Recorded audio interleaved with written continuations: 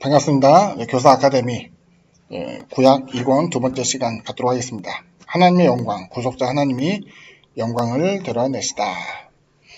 하나님은 권세자와 더불어 싸우심으로 영광을 드러내십니다. 지난주에 이어서 계속 이어지죠. 그 후에 모세와 아론이 바로에게 가서 이르되 이스라엘의 하나님 야훼께서 이렇게 말씀하시기를 내 백성을 보내라. 그러면 그들이 광야에서 내 앞에 절기를 지킬 것이니라 하셨나이다. 바로가 이르되 야훼가 누구이기에 내가 그의 목소리를 듣고 이스라엘을 보내겠느냐?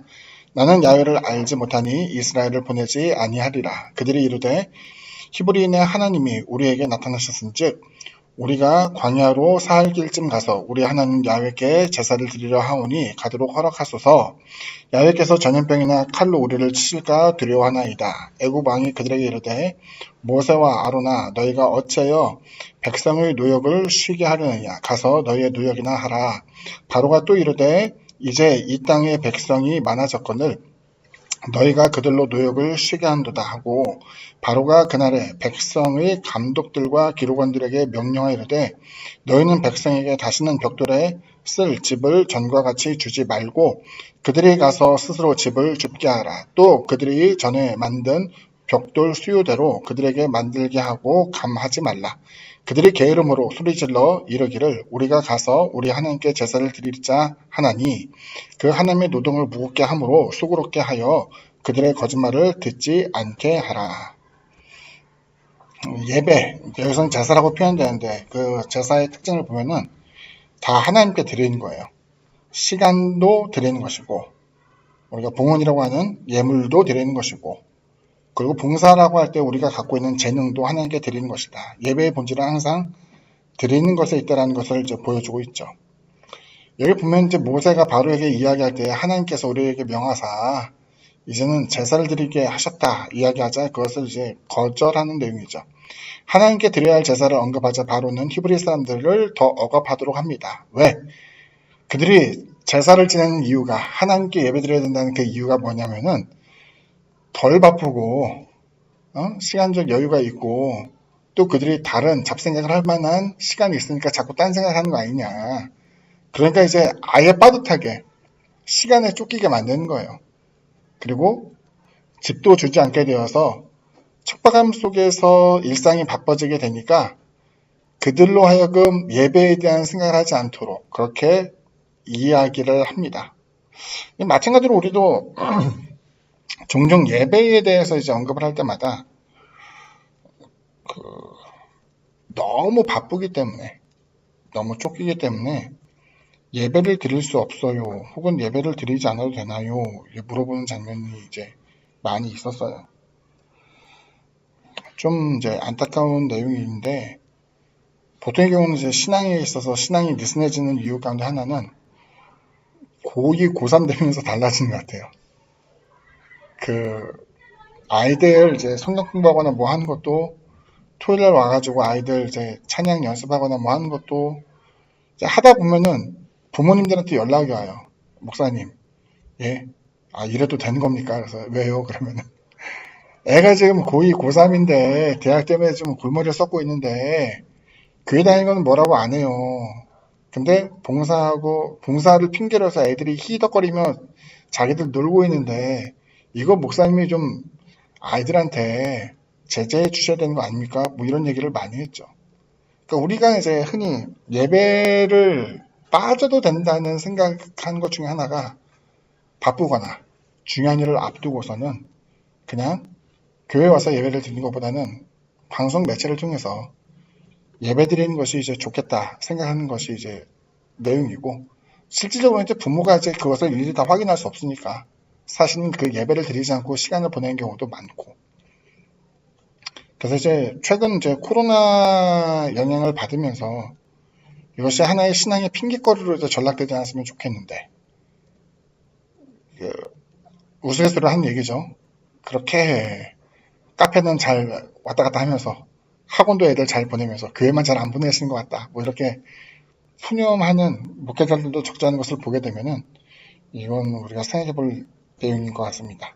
자, 그리고 중요한 것 하나는 히브리 사람을 구원하고자 하는 하나님의 메시지는 중요한 하나님의 목적, 하나님께 제사를 드리게 하기 위함이었어요. 목적이 분명하죠. 그러니까 이제 우리가 흔히 얘기하는 풍요를 위한 세속적인 구원이 아니라 하나님은 당신의 자녀들, 성도들로 하여금 온전한 하나님께 예배를 드리게 하기 위한 하나님의 구원을 예고하셨다라는 거예요. 그러니까 우리가 하나님 택하셨어요. 아우 잘됐다. 하나님이 우리를 택하셨으니 내게 복을 주시고 뭐 주시고 뭐 주시고 하겠지. 이게 아니라 하나님이 우리를 택하신 것은 우리로 하여금 하나님께 예배하는 존재, 하나님을 드러내게 하는 존재로 삼으신 것이다 라는 것을 보여주고 있죠. 두 번째 주제입니다. 하나님은 자기 백성을 위로하심으로써 영광을 드러내십니다. 하나님이 모세에게 말씀해 이르시되 나는 야훼이니라. 내가 아브라함과 이삭과 야곱에게 전능의 하나님으로 나타났으나 나의 이름을 야훼로는 그들에게 알리지 아니하였고 가나안 땅 곧 그들이 거류하는 땅을 그들에게 주기로 그들과 언약하였더니 이제 애굽 사람이 종으로 삼은 이스라엘 자손의 신음소리를 내가 듣고 나의 언약을 기억하노라. 그러므로 이스라엘 자손에게 말하기를 나는 야훼라. 내가 애굽 사람의 무거운 짐 밑에서 너희를 빼내며 그들의 노역에서 너희를 건지며 편팔과 여러 큰 심판들로서 너희를 속량하여 너희를 내 백성으로 삼고 나는 너희의 하나님이 되리니 나는 애굽 사람의 무거운 짐 밑에서 너희를 빼낸 너희의 하나님 야훼인 줄 너희가 알지라. 내가 아브라함과 이삭과 야곱에게 주기로 맹세한 땅으로 너희를 인도하고 그 땅을 너희에게 주어 기업을 삼게 하리라. 나는 야훼라 하셨다 하라. 모세가 이와 같이 이스라엘 자손에게 전하나 그들의 마음의 삶과 가혹한 누욕으로 말미암아 모세의 말을 듣지 아니하였더라. 하나님이 어떤 내용을 얘기하시냐면 하나님의 이름을 그들에게 먼저 이야기하세요. 나는 스스로 있는 자 혹은 나는 나다라는 표현이라고 했죠. 근데 그 야훼, 우리가 흔히 말하는 사람의 이름을 듣게 되면 대충 그 사람이 어떤 사람인지 알게 됩니다. 서양 이름 같은 경우는 그 이름 자체에 직업이 속해 있는 경우가 많이 있기 때문에 그런 것도 알 수 있고, 우리나라 같은 경우도 이제 이름을 얘기하면 성이 나오잖아요. 그러니까 어떤 가문의 사람이라는 게 이제 쉽게 인지가 되는 거예요. 그리고 이제 돌림자 몇 개를 알게 되면 학년은 어느 정도 되겠구나라는 것을 알게 되는 것처럼 이름을 통해서 원래는 상대방을 어느 정도 파악할 수 있게 돼요. 근데 나는 스스로 있는 자라는 그 표현에는 하나님을 파악할 수 있는 게 없어요.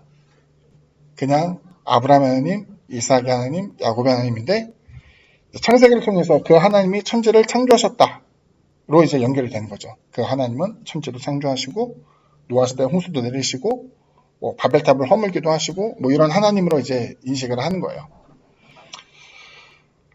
하나님은 자기의 이름을 나는 야훼다라고 표현했지만 이것을 가지고 자신의 정체를 드러내는 것은 아니기 때문에 이름은 알려줬지만 스스로 그 본체는 숨기신 감춰진 이름으로 우리가 이해할 수가 있죠. 그 하나님께서 자신의 계획을 이야기하셨는데 그들을 먼저 해방시키시고 또 하나님께서 그들을 구속했다. 구속이라는 건 뭐냐면은 값을 지불하고 이것을 샀다라고 할 때의 구속이에요. 그러니까 십자가의 대속, 십자가의 구속의 은혜 어쩌고저쩌고 얘기할 때 구속이 검찰청에 가서 구속되었습니다. 이 뜻 아니죠? 그 구속은 이제 속박되는 것을 이야기하는 거고, 여기서 구속이라고 이야기한 것은 값을 지불하고 샀다라는 것을 이야기해요. 그러니까 여기서 보면 하나님께서는 그들을 속량하셨기 때문에 그들은 하나님의 것이 되어야 돼요. 하나님의 소유가 된 거예요. 그리고 그 구속이 이제는 하나님께서 당신의 자녀로서 입양, 삼게 되시고 아브라함과 이삭과 야곱을 택하였던 것처럼 그들 한 사람 한 사람을 다 당신의 백성으로 삼으신 이후에 그들에게 이제 기업을 주신다. 이것을 이제 하나님께서 말씀하게 되었죠. 그런데 마음의 상함과 가혹한 누욕으로 말미암아 모세 말을 듣지 않았다라고 이제 언급을 하게 되죠. 하나님은 거짓 신들에게 맞서심으로 정말 드립니다. 계속 이어지게 되는데 야훼께서 모세에게 이르실 때 바로의 마음이 완강하여 백성 보내기를 거절하는도다. 아침에 너는 바로에게로 가서 보라 그가 물 있는 곳으로 나오리니 너는 나일 강가에 서서 그를 맞으며 그 뱀되었던 지팡이를 손에 잡고 그에게 이르기를 히브리 사람의 하나님 야훼께서 나를 왕에게 보내어 이르시되 내 백성을 보내라. 그러면 그들이 광야에서 나를 섬길 것이니라 하였으나 이제까지 내가 듣지 아니하도다. 야훼가 이같이 이르노니 내가 이로 말미암아 나를 야훼인 줄 알리라. 볼지어다 내가 내 손의 지팡이로 나일강을 치면 그것이 피로 변하고 나일강의 고기가 죽고 그 물에서 악취가 나리니 애굽 사람들이 그 강 물 마시기를 싫어하리라 하라. 야훼께서 또 모세에게 이르시되 아론에게 명령하기를 내 지팡이를 잡고 내 팔을 애굽의 물들과 강들과 운하와 못과 모든 호수 위에 내밀라 하라. 그것들이 피가 되리니 애굽 온 땅과 나무 그릇과 돌 그릇 안에 모두 피가 있으리라. 모세와 아론이 야훼께서 명령하신 대로 행하여 바로와 그의 신하의 목전에서 지팡이를 들어 나일강을 치니 그 물이 다 피로 변하고 나일강의 고기가 죽고 그 물에서 악취가 나니 애굽 사람들이 나일강 물을 마시지 못하며 애굽 온 땅에는 피가 있으나 애굽 요술사들도 자기의 요술로 그와 같이 행함으로 바로의 마음이 완악하여 그들의 말을 듣지 아니하니 야훼의 말씀과 같더라. 바로가 돌이켜 궁으로 들어가고 그 일에 관심을 가지지도 아니하고 애굽 사람들은 나일강 물을 마실 수 없으므로 나일 강가를 두루 파서 마실 물을 구하더라. 야훼께서 나일강을 치신 후 이래가 지나니라. 모세와 아론은 하나님의 지시한 대로 순종하게 되었죠. 그리고 애굽의 신들을 능가하는 하나님의 권세를 보여주게 되었습니다. 그리고 애굽 신들을 따르는 사람들의 모방도 있게 되었고 이를 통해서 완악해진 바로의 마음이 하나의 도식으로 나와요. 세계사를 보게 되면 최초 문명은 메소포타미아 문명이었다고 이야기합니다. 그리고 잘 아는 바와 같이 베이징 중국에 있는 황하 문명 혹은 이제 나일강 애굽에 있는 이집트 문명 이것을 이제 언급하기도 하죠. 그러니까 제가 얘기하는 것은 문명의 발상지에 있는 종교가 가장 오래됐어요. 그러니까 흔히 우리가 성경을 보면은 야훼 신앙 그리고 그들이 가나안 땅에 유저해서 바알 신을 섬기게 되었다라고 할 때에 바알 신은 나중에 생긴 신 아니야라고 생각하지만 바알 신이 사실은 가장 오래된 신이에요. 세계사로 봤을 때 바벨론에서 처음 나타난 신이 마루적으로도 표현되고 그리고 이제 느부갓네살 왕이 만들었던 것 중에 이슈타르 성전이 있는데 그 이슈타르가 이제 흔히 말하는 우리가 아세라라고 이야기하는 그 표현으로서 이슈타르를 언급하기 때문에 가장 오래된 종교라는 것을 보여주고 있어요. 그러니까 이제 바로의 입장에서 한번 생각해 봅니다. 애굽에 여러 신들 다신교가 있는데 그리고 이제 저 멀리 있는 메소포타미아 지역에 있는 신들의 이름도 알고 있는데 모세가 딱 오더니 야훼에 대해서 이야기하는 거예요. 자기는 못 들어본 거예요. 아브라함에 대해서 아브라함과 이삭과 야곱의 하나님이라고 하는데 그 신이 뭔데? 라고 하는 거죠. 내 민족을 보내라고? 나는 그 민족을 압제하고 있는데 어떻게 해서 보낼 수 있는가? 그랬더니 이제 재앙이 하나 둘씩 나타나기 시작하는 거예요. 재앙이 나타나는 것을 보면서 크게 당황했겠지만 문제는 그 애굽 안에 있는 다른 술사들 것을 모방을 하는 거예요. 그러니까 이것에 대해서 그래 너희들은 너희들의 신이 독특하고 특별하다고 생각하지만 우리도 이 정도는 할 수 있어. 그러니까 그 마음이 점점 완악해졌다라는 것을 이제 보여주고 있죠. 여기서 이제 중요한 대목이 다신교와 유일신교의 충돌이에요.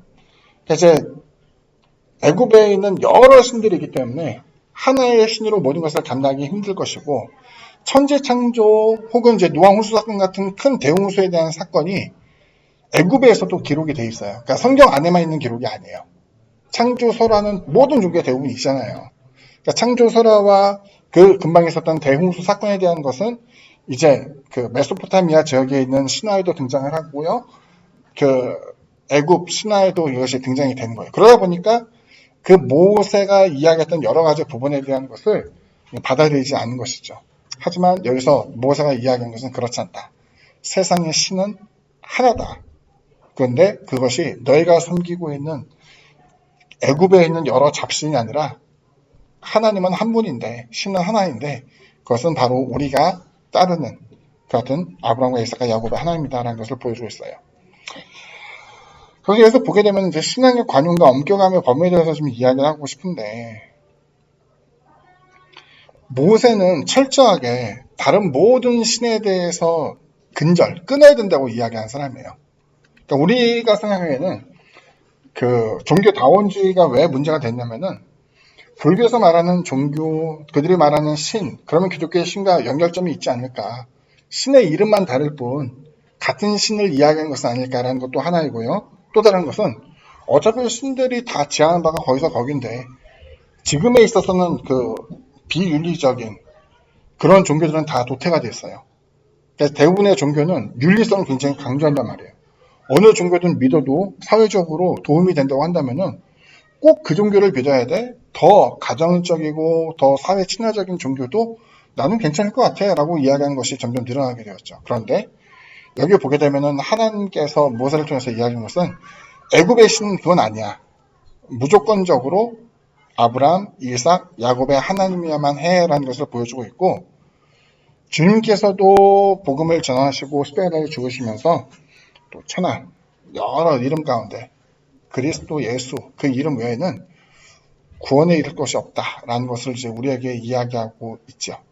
그래서 우리가 갖고 있는 신앙의 관용, 비록 그 이웃과 함께 살면서 세속적인 사람들과 어울리면서 생활하는 것은 우리가 어쩔 수 없이 받아들이게 되는 것이지만, 신앙에 있어서는 유일신, 즉 하나님에 대해서만 생각할 수 있는 그 같은 신앙의 사람이 되어야만 하겠습니다.